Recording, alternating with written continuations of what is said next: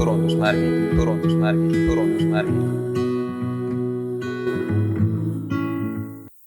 hea kuulaja, sa oled kuulamas 11. turundusmärgide taskuhäälingu osa. Mina olen Sven Anderson, minuga koos on täna Rasmus Koppel. Tervitus hea kuulaja.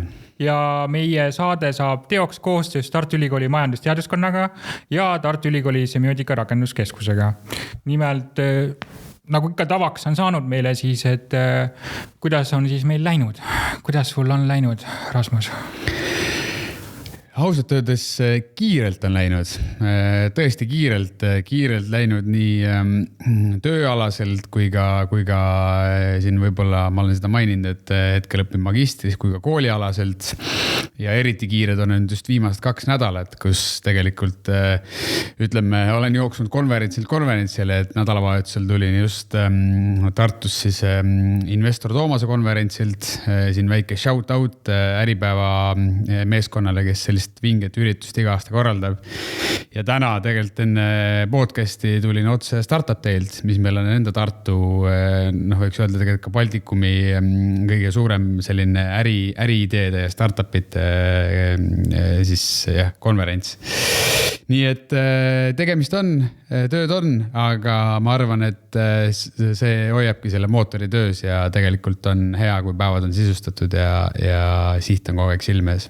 Aga kuidas sul endal läinud on? Minul on läinud nii hästi või siis teistpidi halvasti, et ma kirjutan oma endiselt doktoritööd, mida me oleme siin rääkinud pikalt ja põhjalikult juba varasemates osades, aga seekord ma kirjutan nüüd 3. artiklit, seda on seda, et esimesed 2 on põhimõtteliselt olemas, sest doktoritöö artiklitega lõpetamiseks on siis vaja vähemalt 3 artiklit ja siis katus, mis on siis selline teesi kirjutamine, et sa põhjendab, miks sa need 3 artiklit kirjutasid.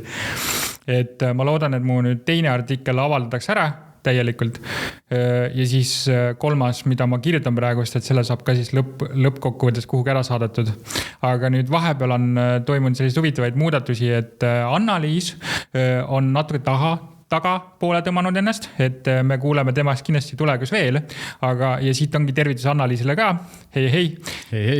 Et Annaliis mõtleb meiega koos endiselt kaasa tegelikult saate tegemiste mõtete osas ka. Aga sellegi poolest meil on ka hea uudis sellega veel omakorda, et Väike Vanker on meie selline toetaja ka. Et Väike Vanker aitab meil lihtsalt jõuga subtiitrite osas tegelikult ja üldse selle toimemehhanismi parandamisel kaasa. Aga meil on ka saate teema tegelikult selline huvitav teema, millest me räägime põhjalikumalt ja sellisest üldse laiemas mõtles, et kui Tartus siin toimub just, kuigi saate kuulajate jaoks on see natuke läbi saanud, siis Startup Day, et meil on nimelt kogukond teemaks. Et kogukond on ju põhimõtteliselt igal ühel on mingi kogukond peaaegu et olemas, et kuhu me liigume või mida me teeme. Ja siis ma mõtlesingi, et või meil oli selline mõte, et kuidas seda siis rääkida, et räägime lühidalt, mis see kogukond on, kuhu see kogukond tiirib meie meelest, mõned näited, siis me räägime sellest, mis see kogukonna turundus on või kas me üldse saame rääkida see kogukonna turundusest ja siis lõpetuseks natukene ka eetilistest aspektidest, et mis on siis toob see kogukond kaasa, kui seda turundusvõtmes nagu analüüsida. Aga alustaks siis alguses kohe, et mis on sinu jaoks kogukond? Minu jaoks on kogukond midagi sellist, mis on nagu perekonna mõiste, et nähtamatu, sa ei saa seda sisse hingata ega sisse süüa, aga samal ajal sa nagu näed, et ma kuhugi kuulun. No kogukond iseenesest, ma arvan, on nii semiootikutele kui ka turundajatele kindlasti huvitav teema, et just kuidas me üldse mõtestame inimese meie ümber. Kui ma vaatan puhtalt turundusvaates seda, siis minu jaoks inimesed on sotsiaalsed loomad ja me teeme ikkagi tahes-tahtmata seda, mida teevad teised, kanname neid riideid, mida teised, käitume nii nagu teised, nii halvas kui ka heas, et on nii halbu kui häid näiteid ju kogukonnast. Ja ma arvan, et see on täna, vähemalt minu jaoks isiklikult on aina nagu aktuaalsem teema, et me tahame osta autentset sisu, autentseid asju, kanda seda, mida teised, tarbida seda, mida teised ja kuna eriti nüüd tehisintellekti ajastul, kus tuleb palju sellist tehislikku sisu ka peale, siis aina enam on olulisem see, et sul on tugev kogukond ja sul on olemas need kasutajad, kes tegelikult ka jagavad sinu asju. Ja kogukond selle järgi ju siis kui tunnuste järgi hakata mõtlema, et mis see kogukond siis on inimesed, kes mõtlevad või teevad mingeid asju sarnasel moel, mida sa ise teed ja püüavad isegi panustada selle juurde, et teeme nüüd neid asju. Näiteks meie siin taskuhääling on ka, turundusmärgid on kogukond, väike kogukond, niši kogukond, mis toimib sellepärast, et meid kuulatakse ja samal meie panustame sinna juurde oma kõnega või mõtetega, mis on siis turundus ja semiootika ühes koos. Muidugi kogukond, kindlasti seal ei olegi mingit piiritlust, ma arvan, et meie oleme tõesti siin väike podcasti kogukond, sama sellige on Apple'i kogukond on, ma arvan, et pooled umbes mobiilikasutajad maailmas, et ma arvan, inimeste arvu poolest ei anna seal seda kogukonda nii-öelda piiritleda. Kuigi kogukond just rääkisime siin Martiniga, et kogukonna mõõdet saab uurida väga võrgustiku teooria abil, et mis on graafid, mis on matemaatika, me saame seda analüüsida, kuidas keegi suhestub, kellega suhestub, kuidas ta suhestub, millisel moel, kõik on nagu peaaegu et kalkuleeritav mingi maani vaata. Ja siis tänu sellele me saame isegi mõtestada seda, et kes on edukas, kuidas ta on edukas, sest ETV-s oli või Jupiteris oli kunagi üks selline dokumentaalsari, et mis rääkis sisuliselt sellest, et mis on õnn ja kuidas olla edukas. Ja järeldus oli see, et kui sa õigete inimestega õigel hetkel kokku saad, siis sa võid edukaks saada, sest sind lihtsalt pannakse tähele. See on nagu see kogukonna loome hakkab siis tööle umbes, et kui sa oled kuskil sees, nii-öelda kogukonnas ja nad näevad sinust potentsiaali, mitte seda, et kes sa juba oled, vaid mis see potentsiaal on, siis nad võivad sind nagu värvata või nagu öelda, et näe, tule ka ja tee siin seda. No väga hea näide on see sama Startup Day, millest mitu korda juttu on. Et tänasel Startup Day ringi käies ma nägin seda, kuidas inimesed omavahel networkivad, arutlevad, niimoodi tekivadki need kogukonnad, startup kogukonnad, mis iganes. Aga jah, ma nõustun sinuga 100%. Öeldakse ju ka tegelikult vanasõna ütleb, et sa oled täpselt see inimene, kes on 10 sinu kõige lähemat inimest ja tegelikult ka see 10 kõige lähemat inimest on sinu kogukond. Jah, tõenäoliselt võib-olla see ei pruugisi ka olla üks ja sama seltskond, aga kogukond on ka see, et mina ja minu sõbrad võib olla vabalt kogukond. Nii et jah, tõesti. Täpselt ma olen nõus sellega, et see kogukond, vähemalt kogukond semiootika mõttes võib olla ka see, et on olemas selline autor või vähemalt oli meie mõistes Lotman, kes rääkis semiosfäärist, mis on siis selline kultuuriline mull, võiks öelda, mis on kellegi jaoks või kellegi kohal, võiks öelda, kuigi tegelikult me oleme selle semiosfääri sees, mitte nagu kellegi kohal on see semiosfäär. Ja see semiosfäär defineerib kultuuri väga suuresti, aga kultuur on ju erinev iga inimese jaoks, näiteks kodukultuur või sõpruskultuur või siis ütleme riigikultuur, mis tähendab seda, et kultuur kui selline võib öelda määratleb ära kellegi kogukondliku staatuse lühemas või väiksemas määras ära. Et me võime öelda, et startupi kultuur määratleb ära, et kes on startupperid, kuidas nad mõtlevad natukene või kuhu poole nad suunduvad ja siis ma ei teagi, kuidas nad edendavad oma seda väikest või suurt maailma ühes või teises suunas. Jah, ja teisest küljest see võib olla kohtlik, et kui me võtame kogukonna, kui näiteks väga laia mõistena äkki noored, et siis kui see võib ka tekkida see olukord, et kui sul on punt noori, kes täna, oletame, ma ei tea, istuvad 6 tundi ekraani taga, siis see tähendab seda, et sina noorena võib-olla tunned juba mingit survet, et kogukondlikult survet, et kõik ju nii või naa on see sotsiaalmeedias, ma peaks ka siis olema. Aga tegelikult on need võib-olla just need sellised hetked, kus sa saaksid mõelda, et nii, ma olen küll osa sellest kogukonnast, aga ma proovin ka natukene teistmoodi käituda, et ma ei lase defineerida ennast selle kogukonna, nagu sa just tõid välja, mõtled selle kogukonna üldise sellise mõttelaadi poolt? Kusjuures see on väga hea mõttekäik, et selle kohta, et me rääkisime varem 7. osas Triin Aganiga Eesti Lotost ja tema tõi välja kogukonna loome, et nende jaoks on kogukond ülioluline just Eesti Loto mõttes. Aga ta tõi välja ka selle mõttekäigu, et kogukonna suhtes tuleb olla lugupidav ja olla eetiliselt nagu nii-öelda märkuandav, et võib-olla kuule, sa oled liiga kaua meie süsteemis, et äkki natuke mõtled midagi järele, et kas sa ikka oled nagu ohutuspaigas või sellises heas paigas praegust mängima Eesti Lotot. Et ta tõi just välja selle, Triin tõi välja selle nüansi, et Eesti Loto tahab teha midagi enamat nii-öelda kasutajate või oma kogukonna jaoks turvalisuse ja eetika põhimõtete järgi, kui see lihtsalt, et kuule, teadaanne kuskil väikselt, et näe, sa ei tohiks siin praegu olla või äkki see on hasartmängu või mingi muu mängu põhimõtetel vastupidine. Et ta tõi selle väga hästi välja, et inimesed peavad nagu teadlikud olema, mida nad teevad kusjuures. Ja siit me saamegi väikseid näiteid tuua teile, kallid kuulajad, et mis see siis see kogukonna turundus on meie jaoks, et me oleme väiksed näited isegi välja mõelnud, et kuidas seda siis mõtestada.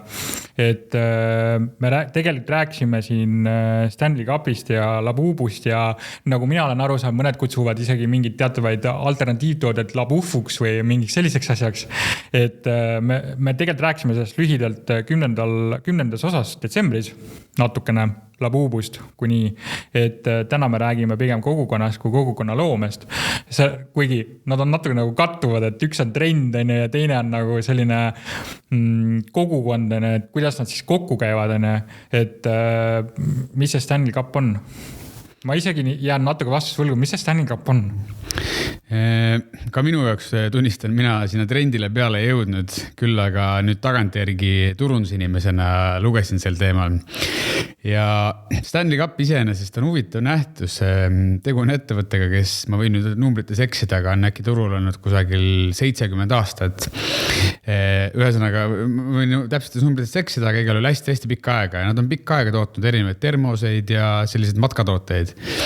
Ja nüüd mõned aastad tagasi otsustasid, et teevad ka sellise veepudeli, et miks siis mitte. Aga seekord nende turundus lähtuski väga suuresti kogukonna turundusest. Tol ajal oli just ka selline koroona natukene juba hakkas seal, ühesõnaga hästi palju inimesed olid sotsiaalmeedias, tehti sisu ja läbi selle siis nad hakkasid erinevatel sisuloojatele ja ka selline user-generated content'i inimestele oma neid Stanley Cup'e jagama. Ja see tõi neile meeletu edu. Niimoodi, et nende käive 10-kordistus sellepärast, et lihtsalt inimestele meeldis see, et teised, nende jaoks siis tõenäoliselt sellised siis rollid nende elus või ütleme siis inimesed, kelle poole nad alt üles vaatavad, neid Stanley Cup'e kasutasid ja see kogukonna turunduse efekt tõi neile massilise edu. Kui siis mina loen siin praegu selle, vähemalt sinu jutu põhjal, et ja nii praegu ma olen ise kursis, et see trendiloome muutus kogukonnaks või kogukond sai trendiks pigem niipidi isegi, et keegi nägi selles, et see on üliäge asi ja siis see nagu trendis, sellepärast, et see juba oli ennem kellegi jaoks väga tähenduslik või arusaadav asi, et näe, seda on vaja. Ja nüüd ta nagu ise kogukond taas lõi ise ennast, nagu et sa nagu ei pidanudki turundust tegema, sest keegi ütles, et näe, kuule, kas sul on see Stanley Cup või mingi muu asi või sa tahaksid ka seda Stanley Cup, et äkki ostad endale ka, et sealt tuleb selline suus-suhu turundus ka juba sisse. No just, ja ma arvan, et see suus-suhu turundus, kui me täna räägime nendest teistest näidetest, siis see on, ma arvan, seal kogukonna turunduse selline keskne mekka või asi, mida sihtida, sest et tõenäoliselt see teeb ka selle asja kõik keeruliseks, sest et mina ei saa panna sinule siin täna mõtteid suhu või sõnu suhu, et näed, et sa pead homme minema ja ütlema oma sõbrale, et see kaardipakk laual on mega lahe. Aga kui ma tekitan nii sellise vau-efekti või sellise kogukonna sinna taha, siis tahtmata ma tahan minna ja tõesti öeldagi sõbrale, kui ta küsib mult, et mis kaardipakk osta, siis ma ütlen, see seal laua peal. Ma arvan, see selle kogukonna turunduse kõige tugevam pool. Ja siin, kui me juba ette tõttame, näiteks minu jaoks Eestis teeb väga head kogukonna turundust Lightyear. et ma olen isegi, ütleme, selline professionaalsel tasemel kade nende peale, sest see, nende kogukond on lihtsalt niivõrd hästi üles ehitatud. Olles ka ise siis Eestis, kes ei tea, Lightyear tegeleb siis Eestis investeerimise siis platvormi pakkumisega.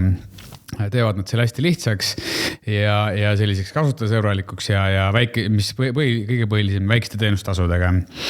Ehk siis astuvad natukene traditsioonilistele pankadele kandadele. Ja kuidas nad seda tegid, on see, et nad on puhtalt hakanud arendama investor kogukonda Eestis. Nüüd ka minu meelest nad laienesid, võin jälle eksida, aga minu meelest nad laienesid äkki Ungarisse. Seal leidsid kohalikud nii-öelda siis influencerid või finfluencerid, nagu meile meeldib öelda, kes siis omakorda sealset kogukonda nii-öelda siis juhivad või suunavad. Ja tegelikult läbi selle nad on jõudnud täna sinna, kui ma võtan lahti Facebooki finantsvabaduse grupi ja keegi küsib seal, et hei, olen algaja investor, mis platvormi kasutada, siis ma võin julgelt kinnitada, et umbes 8 vastust 10 tuleb, et Lightyear. Ja need on täiesti Lightyeari kasutajad, kellele Lightyear ei maksa mitte sentigi selle eest, et nad seda soovitavad. Olen ka ise see samasugune kasutaja seal olnud. Ehk siis see on selle kogukonna turunduse kõige suurem, ma arvan, pluss, et just see suur turundus, aga see eeldab taaskord jällegi seda, et sa pakud päriselt head teenust. Muidugi, suurettevõtted võivad ka mingi maani nagu osta neid selliseid soovitusi ja kindlasti toimub ka seda. Aga mingilt maalt on lihtsalt, see läheb kas kulukaks või on tõesõnaga kõige õigem kogukonna turundus toimub läbi selle, et sa lihtsalt pakud niivõrd head teenust ja toodet, et ma soovitan seda Servale. Kui see suhu turundus on mitte sellepärast kuluefektiivne kuus juures ka, et kuigi ta on riskikas, seepärast, et sa pead kuidagi manageerima seda, et su toode on hea, inimesed on nõus seda nagu soovitama, sest nad panevad muidu oma pea nagu pakule põhimõtteliselt. Ja siis seal tekibki küsimus, et kas siis toode või teenus on nagu turunduslikult hea, või siis on tegelikult see toode kasutegur sellele inimesele hea, ilma et turundust ta vajaks. Selles mõttes, et me ütleme, et näe, see teeb seda asja, kasuta seda selle jaoks, näiteks Adobe Photoshop ja kasuta seda Photoshopimiseks, mis tähendab seda, et sa teed mingist asjast nagu ilusama või feikima versiooni või nagu suga halvema versiooni sellest asjast. Et siis tekib selline mõttekäik, et siit, et kas see turundus vajab turundust. Sest kogukond ju loob seda turundust siis läbi iseenda, et ta isegi aru ei saa sellest, et see inimene teeb turundust. Et ta lihtsalt ütleb, et näe, siin on Stanley Cup või siin on Lightyear ja siin on need muud asjad. Ütleme nii, et ütleme, ta ikkagi mingil määral nõuab ka vaeva ja nagu ma ütlesin ka enne, et see selline risk and reward on üpris suured. Ehk siis on see, et tõesti kuna tegu on ühesõnaga, mina näen, et täna ta ikkagi nõuab nagu ka turundajalt vaeva, et sa pead leidma need inimesed, esiteks, kes sobivad üldse su brändiga ja teiseks, kellel on ka sellist influence'i nii-öelda seda edasi anda. Ja tegelikult on, ma arvan, päris selline peentöö, eriti täna, kus ma jällegi jõuan tagasi sinna tehisintellekti, et täna juba ma vaatan, tehakse ka user-generated content'i tehisintellektiga.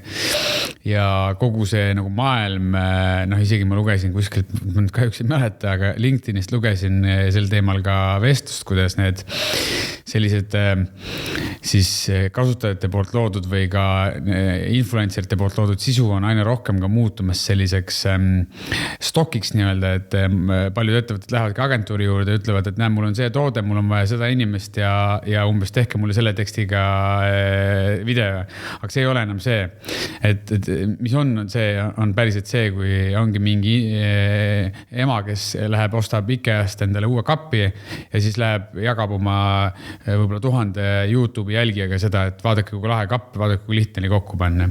Ja seal tuleb minu meelest see kogukonna loome ei ole ainult see, et midagi on nagu üliperfektset, vaid seal tuleb sisse see nii-öelda jutumärgis kodusus või mis see kodusus on, et kodusus on erinev iga inimese jaoks, mis see kodu on, aga üldjuhul ta ei ole selline nagu tööstusstandardile vastav objekt või teenus on, et sa tead, et näe, siin on latt, sa teed see latt ära ja siis sa hüppad sellest üle ja siis sa oled nagu edukas, vaid vastupidi, et see inimlikkus kuidagi on nagu selline, kus inglise keeles on nagu rahv, et sa tead, et seal on nagu sellised kumerused ja natuke nagu võbelust, et sa saad seda ära kasutada nii-öelda selleks, et näidata, et see on efektselt professionaalne, aga samal ajal kuidagi nagu soe.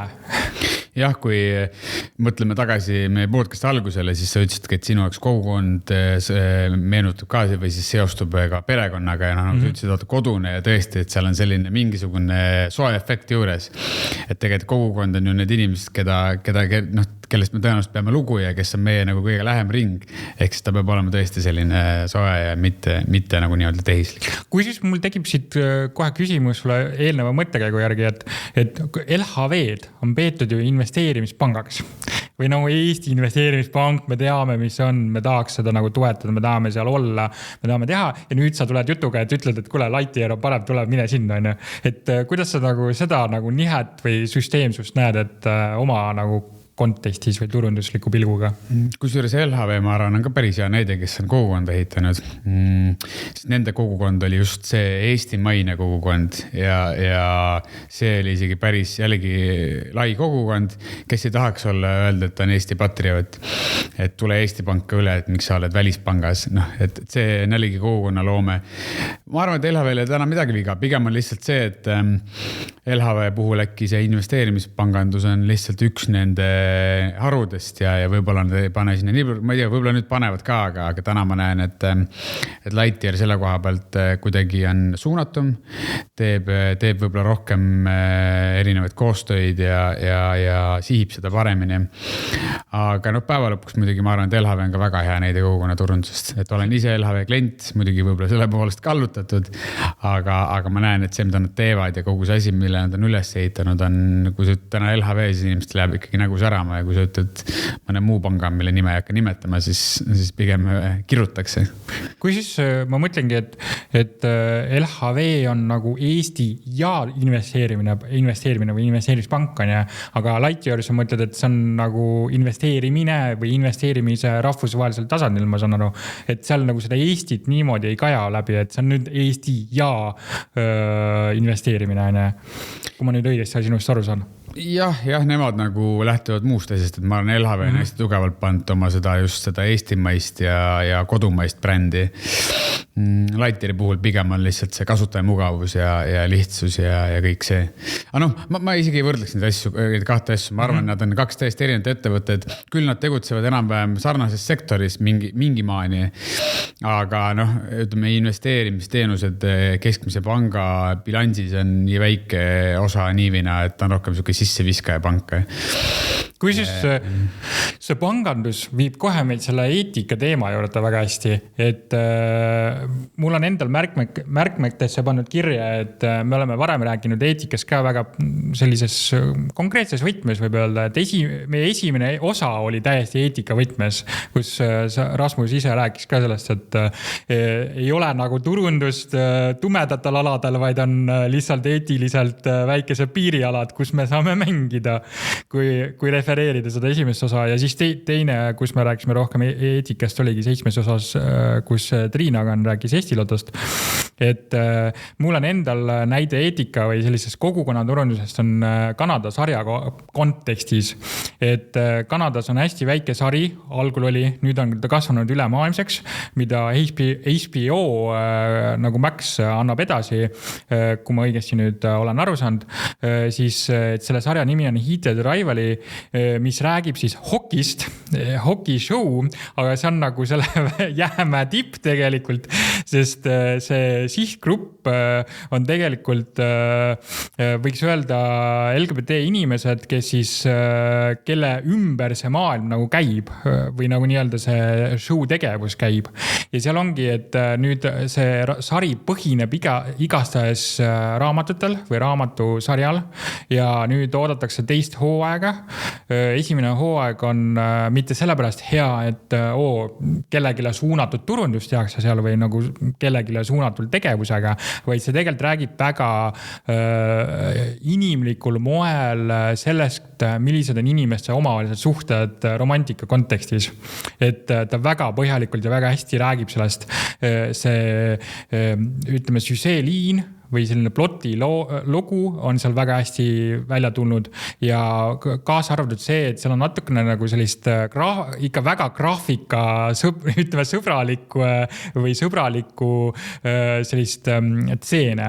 Et seda kindlasti, kui te nüüd hakkate vaatama meie jutu põhjal seda sarja siin, siis ma soovitan võib-olla mitte oma vanematega koos vaadata, kui te just ei taha koos vanematega nagu rõõmsalt mõelda, et kas ma julgen seda nüüd vaadata siin koos temaga või vanematega koos on ja võib-olla üksi teki all pimedas on võib-olla sõbralikum vaadata seda, kui julgust ei ole kohe vaadata seda kellegagi koos. Aga ühesõnaga, miks ma toon selle näite Heated Rivali siin välja on see, et eetika kontekstis, kui sa hakkad suhteid nagu portretreerima või näitama kogukondlikus võtmes, et keegi võib olla koos või ei, see on nagu natuke delikaatne teema, siis kuidas sa seda teed? Ja väga paljud show'd pingutavad seal üle asjadega näiteks, kuidas inimsuhteid näidatakse. Aga samal ajal, kui sa näitad neid inimsuhteid sellises, ütleme, adekvaatses võtmes ja süžee on ka rohkemat kui see, et keegi, ütleme, brutaalselt paneb kedagi, siis see annab nagu sellele loole oma pointi juurde minu meelest. Et, ja samal ajal seal on läbi mõeldud see, et inimsuhted ei ole ainult see, et romantika mõttes ka, et me tahame kuidagi alandada kedagi ja siis kedagi läbi selle üles tõsta, vaid vastupidi, me näitame seda, et mõlemad osapooled võivad täiesti adekvaatselt juttu rääkida, see võib olla natuke dramaatiline isegi seal süžeeliinis ja ikka tuleb see show väga hästi välja. Et eetika kontekstis nagu saab mõelda, et isegi delikaatsest teemadest saab väga hästi rääkida. No just, kui me mõtleme üldse, nüüd lähme natuke veel teemaga laiemaks, aga selle Heated Rivali väga hea näide, see on väga hea näide sellest, et tegelikult mis üldse on filmid ja raamatud ja kogu selline kunst ongi puhas kogukond. Et ma arvan, et muidugi sa pead tegema ka kirjutama ka hea raamatu, aga see, kui sa annad iga aasta välja 100 raamatut ja lood, et mõni kuidagi järsku blow up'ib, siis ma arvan, et see ei ole hea taktika, pigem on ikkagi see, et kirjuta üks hea raamat, selline, mis päriselt inimesi kõnetab ja leia need oma fännid, kes soovitavad ka sõbrale, et päriselt see on hea raamat. Kui mina kuulsin, et sellist asja, et Reese Witherspoon või see näitleja on oma firma teinud niimoodi, et ta ostab raamatutele eelisõiguseid, annab need oma kogukonnale ehk raamatu lugejatele või nagu nii-öelda raamatuklubile lugeda ja siis ta selle tagasiside põhjal otsustab, kellele ta nagu teeb filmi ettepaneku ja ostab selle õigused juba ette ära, seepärast et ta saab nagu tagasisidet sellelt oma enda loodud raamatuklubi põhjal. Ehk siis oma enda loodud kogukond tegelikult. Jah, täpselt.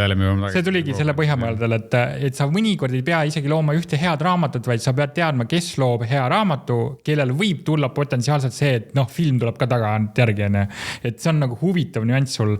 Ja kui siis nüüd eetika nurga all oli vahepeal siin ERR-is Novaatoris oli selline tekst nagu, et tarbimise ja võiks öelda tarbimise kriitika või selline on see, et semiootikud rääkisid natuke kogukonna võtmes, et inimesed ei tea tarbimise surve all, mida tarbida, mida teha ja kus tarbida ja miks tarbida. Kuigi see Novaatori uudis või selline raadiolugu rääkis natuke põhjalikumalt, miks inimesed üldse midagi teevad. Et minimalism kui selline võib tulla oma öelda plussidega, võib ka miinusega tulla. Et see ei pruugi üldse väga hästi välja tulla, et sa teed kõik minimalistlikuks, sest see minimalism ise hakkab nagu siis taastootma ise ennast, et sa püüad, et kõike vähe, kõike oleks võimalikult sellises struktureeritud vormis, aga teistpidi sa ei tea, et äkki mul on ikkagi vaja seda riiulit või kappene ja siis sa mõtled, et ma ei tohiks seda osta, sellepärast, et ma olen minimalism või minimalistlik. Et ma nagu leian, et selle nurgal võib isegi mõelda, et sellised väikesed nüansid elus rikastavad meie sellist tarbimiselu ka isegi rohkem, kui me arvame, et see võiks teha. Et ühesõnaga, minu jutu mõte on see, et tarbimine ja tarbimissurve on inimeste ja erinevad inimest saaks erinev asi. et see ei pruugi üldse olla see, et sa kuulad inimest reklaamplakatiga või siis kuskil seina peale ja mõtled, et ma nüüd pean ostma, sest ta ütleb, et ma pean ostma.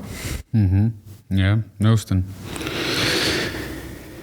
Ja kusjuures nüüd ongi, et meil selline ülemineku koht, et kui tarbimiskriitikast me juba räägime, et siis sul oli siin see Google'i Apple'i varastamas turgu mõte, et kuidas sa seda näed? No kui me jälle räägime, see seostub ka natuke selle eetika teemaga, et kui me räägime kogukondadest, siis Apple on hea näide sellest, kuidas tegelikult on tekitatud tugev kogukond. Küll aga on ka kriitikud vahest vaatanud mingitele asjadele sellise natukene näppu viivutava pilguga, et paljud on rääkinud, et näiteks kui sa ostad mõne Apple'i toote, siis see muidugi kehtib ka teiste tootjate puhul, lihtsalt ütleme, kuna teised süsteemid toimivad kõik Androidi peal, siis neil on nagu selle võrra lihtsam. Aga kui sa Apple'i toote ostad, siis sa pead ostma ka teise Apple'i toote. Ostan täna Apple'i telefoni, ma ostma ka Apple'i arvutist, need on samas ökosüsteemis. Ja väga raske on mul, kuigi ütleme, väga raske on mul osta endale Androidi telefoni ja Maci arvutit, sest need lihtsalt ei oma seda funktsioone, mis ma saan selle telefoniga. See on hea näide sellest, kus tegelikult sul on see kogukond, aga natukene see kogukond on ka peale surutud kogukond. Et isegi kui ma tahaks sellest kogukonnast, seda teevad ka natukene võib-olla selline jälle pankadest rääkida on ka, et täna paljud pangad räägivad, et eriti just suured Rootsi pangad Eestis räägivad, et meil on olemas selline asi on kodupank. Tegelikult kodupank kui termin on täiesti väljamõeldud termin. See läheb nii-öelda selle raame, et mis see kodusus on, et me oleme nagu kodupangas, tee endale hubaseks kõik, aga tegelikult ei ole olemas, siis kodupank on olemas pangad ja paljud just Eesti pangad on selle peale ka sellised pigem nagu suhtuvad sellesse kurjalt, sest et sinna jääb nagu nende turuosa ka, sest kui sa ütled inimesele, tekitad sellise võltstunde, et see on see kogukond, sa pead olema, see on meie kodupank, siis reaalselt on see, et tegelikult me ei tahagi neid muutusi teha, meil elus muutused ei meeldi. Sama on, ma arvan, natukene Apple, et see selline muutus on tehtud väga keeruliseks ja ka seeläbi on aidatud selle kogukonnale kaasa, mis muidugi ei tähenda, et Apple ei tee head asja. Kindlasti ma arvan, et tegelikult see, mida ta on teinud, Apple, Red Bull, kes iganes need suured ettevõtted on, see on väga lahe kogukond, aga jah, et selline asi ja nüüd, mida Google on avastanud, on see, et Google hakkas mõtlema, et mida siis Apple'i, miks need Apple'i kliendid ikkagi ära ei tule? Google nagu on teada, teeb ka ise telefone ja avastati, et suuresti tulda ära just selle kinnise ökosüsteemi pärast ja mida nüüd Google on asunud tegema on see, et nad on järjest hakanud võtma Apple'i feature'id siis ka enda kasutada, et minu meelest nüüd on juba tulnud see magnetic, mis iganes hoidik ja laadija, mis on Apple'ite tagakaanel. Viimasel mudelil siis Google Pixel 10 Pro'l või oli ka 10 saab juba teha ka seda õhust jagamist, mis on Apple'i enda süsteem tegelikult. Ja sellised asjad järjest, mis tähendab seda, et tegelikult lõpuks me jõuame sinnani, kus tõenäoliselt Apple'il on keerulisem hoida seda turuosa, sellepärast, et üks hetk võib-olla tuleb konkurent, kellel on parem hind ja kui inimestel kaob ära see barrier of entry, siis tegelikult see kogukond võib hakata kuskilt otsast lagunema. Lihtsalt selline huvitav uudis jäi mulle silma ja olles ka ise Google Pixeli omanik, küll mitte viimase mudeli, aga varasema mudeli, siis mina ütlen, et sellel on tõesti neid ühtseid jooni minu varasema Apple'i telefoniga. Nii et võt siuke väike ka kogukonna teemaga läks nagu kuidagi tundus, et on nagu seotud ja selline eetika teemaga ka, et. Kusjuures siit tuleb välja huvitav muster või niisugune nagu nüanss, et me ei saa ainult või teistpidi sõnastades, et me saame kopeerida või selliseid mimikrit ehk ühesõnaga võtta tunnuseid üle ka teenustel või objektidelt ja kanda neid endale üle nii, et me ei tee tegelikult nagu otseselt vargust või sellist copyright violation'it, et me tegelikult suudame anda edasi mõtte, teise firma mõtte nii, et me kohandame seda iseenda jaoks sobilikuks ja inimesed ikka saavad aru, et kuule, et see on nagu sealt teisest firmast pärit asi ja see on sealt firmast idee. Nad lihtsalt nagu jutumärgis kopeerivad meid maha aga tegelikult sellel on teaduslik alus täiesti olemas, et see on mimikri.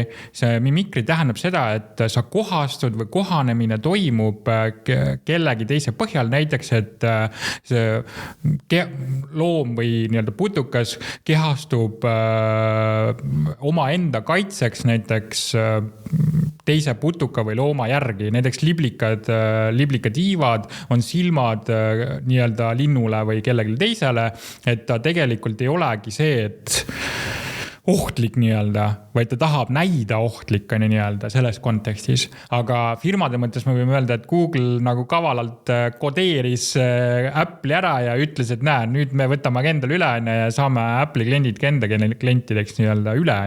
Ja siit ongi, et mida siis turundus tegelikult peaks tegema. Kas turundus peaks lihtsalt olema ilus asi, ilusate asjade jaoks või turundus peaks olema midagi sellist, mis on midagi enamat? Nagu müük.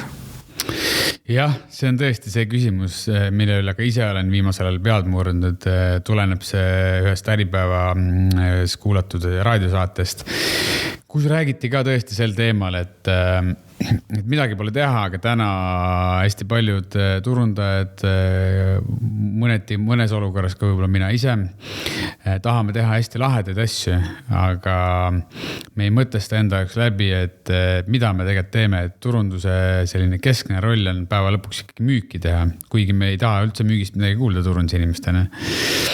Ehk siis jah, mina täna nüüd olen aru saanud, et oma asju tehes sa pead lähtuma sellest, et number 1 oleks mõõdetav ja teiseks see peab tooma ettevõttele mingit kasu lõpuks siis ikkagi, et ärme tee lihtsalt lahedaid asju. Ja nad sa ka saates väga hästi minu meelest kategoriseerisid, et sul on olemas tõesti, võiks öelda turundus kui müük ja turundus kui turunduskommunikatsioon. Ja päeva lõpuks need mõlemad asjad peaks ikkagi aitama ettevõttel käivad kasvatada lähtumisnurgast tahes ja seda siis tuleb meeles pidada. Kus ma mõtlen, kuidas saavutada see olukord, kus turundaja on nagu täiesti selgelt, adekvaatselt saab aru, et nüüd ta nagu keskendub mõlemale osapoolele korraga, vaata, et mitte nagu, et müügile ainult, aga ta teeb turundust, millel on eesmärk tuua, ütleme siis, mitte tulu, vaid rahavoogu firmale juurde, nii et firma saaks kas kasvada või teha paremini neid asju, mida ta juba teeb. Sest see on ju müügi eesmärk, et sa saad teha seda, mida sa juba teed, kas paremini või siis laieneda edasi. Et põhimõtteliselt võib öelda, et turundusel, kui sellisel ei ole nagu lihtsalt ilust kasu või üldse, mul ise käib küsimuseks, et iseenda jaoks nagu õhku, et mis on siis see turundus, kui sa müüki ei tee? Et kas on siis lihtsalt kommunikatsioon, millel on nagu mingine muu eesmärk, müstiline? Jah, tõenäoliselt jah, see ütleme, on ju ka lähtutud vaatenurgast, et turundus tekitab nii-öelda huvi ja müük teeb diili, aga tegelikult nagu sealt ka välja tuli, et täna see ikkagi mudel on nihkunud rohkem sinna, et sul ongi see turundus kui müük, sest et me ju ka täna näiteks kanalites, kui mõtleme, kui vanal ajal võib-olla tõesti turundus tekitas kuskil tänaval posteri peal huvi ja läksid poodi ostsid ära, siis täna tegelikult veebipoodide ajastul meil toimub enamus sellest müügist kohe seal samas veebipoes, kuhu kuskil Facebooki reklaamist näiteks suunab. Ja siis tekib küsimus, et kus see müügiinimene seal vahel üldse on. Tegelikult me turundajatena olemegi müügiinimesed. Ja teine pool on tõesti turunduskommunikatsioon, et muidugi sa pead tekitama ka huvi ja branding samamoodi, et see toob lõpuks nagu kaarega tagasi. Aga nüüd peab jälle jõudma sinna, et selle peab olema väga nagu läbimõeldud siis eesmärk, et me ei teeks lihtsalt lahedat brändi. Milleks me seda brändi ehitame? Ma ei tea, ma arvan, et mingi katusekivi ettevõttel võib-olla ei ole vaja tugevat brändi, tal on vaja võita riigihankeid ja selleks ei ole vaja tugevat brändi.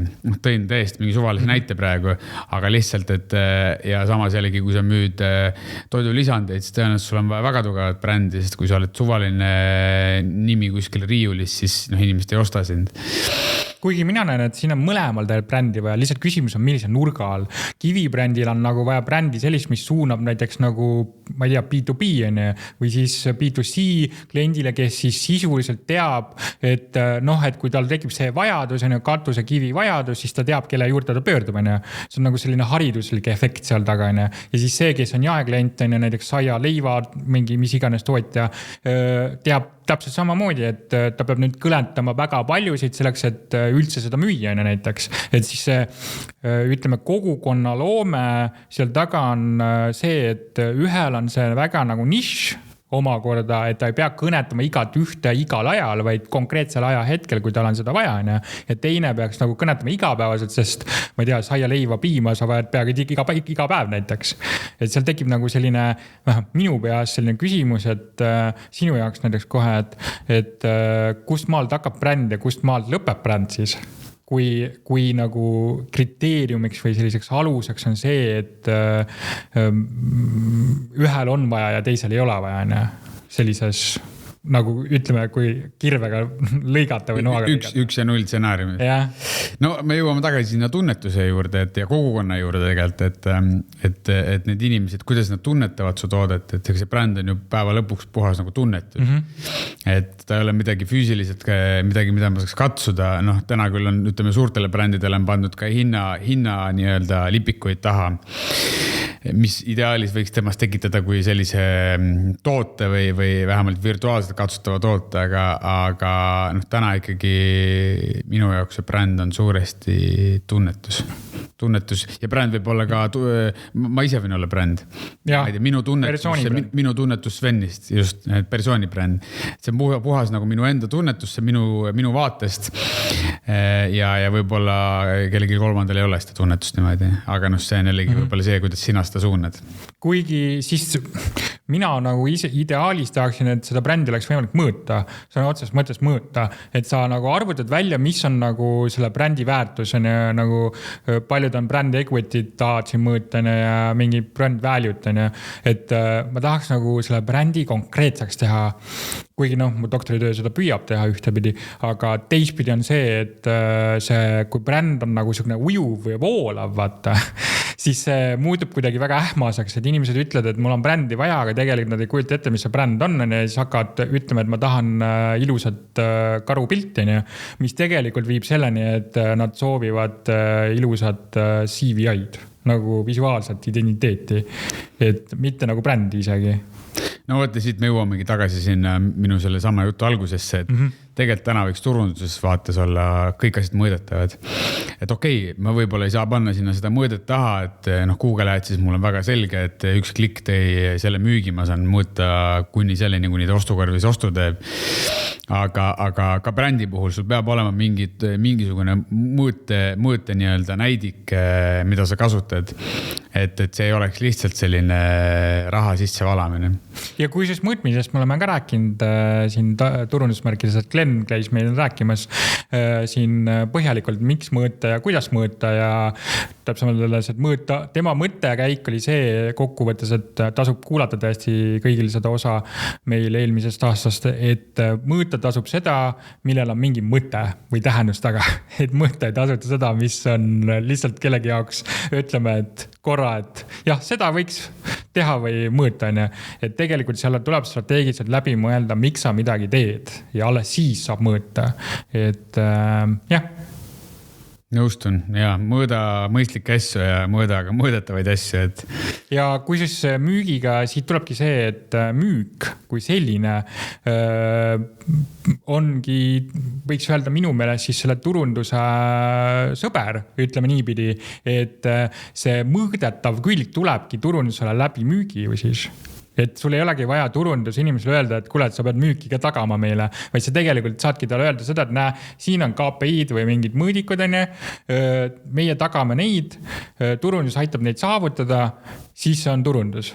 Ilma selleta see ei ole turundus, kuigi tegelikult see liigub siis selleni, et kas turundus on siis nagu kunst, mida me rääksime Pentusega, neuroturunduse raames natukene siin, et kas turundus on kunst või teadus tegelikult, kui me meenutame siin eelmist aastat, siis mul tekibki mõttekäik, et kas siis me saamegi turundust või see ka selles mõttes kuidagi mõtestada paremini, kui me seda juba teaduses või oma peades siin kodudes mõtleme?